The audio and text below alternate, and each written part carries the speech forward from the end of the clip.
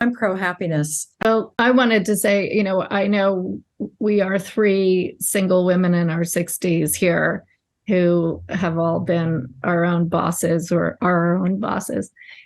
And I also think of some of my friends who I'm very envious of, who have been married for 40 years, 30 something years, 40 years. And I can see the tremendous commitment and their family life and all of that. Just to say, I know we're talking about how wonderful it is to be single and to have made it to the other side. And I think, yeah, both sides, you can make a wonderful life either way. So I don't want to let anybody think that we're pro-divorce, so to speak. I'm pro happiness. However, I'm certainly not envious of anybody who's married. I don't think envy is a particularly useful emotion. But I do think there are many different ways to be. And I think that you can have a marvelous family life, whether you're married or not. Yeah. You just need to reconceptualize family. So while my ex-husband and I didn't speak for many years, unless we were in a courtroom dealing with our divorce, we now are able to communicate and co-parent our young adult children as needed, be together, enjoy each other's company. We're good friends.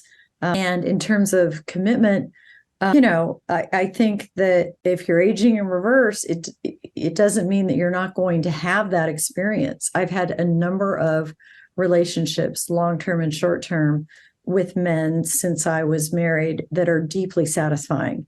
Yeah. So there's just a whole lot of different ways to be.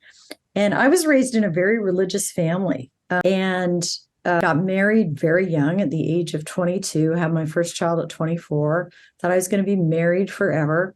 I enjoyed married life when it worked. And now I really enjoy single life and also hold out the hope that I'll, find a life partner. And if I don't, that's fine too.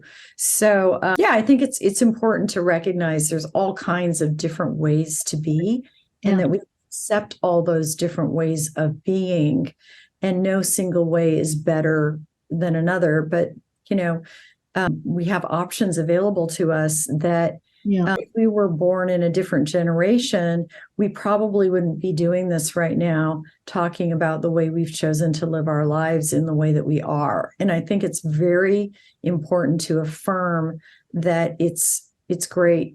It's great there are many ways to have a great life as a single woman in your 60s. Yeah. You can do a lot of things as a single woman in your 60s without a husband.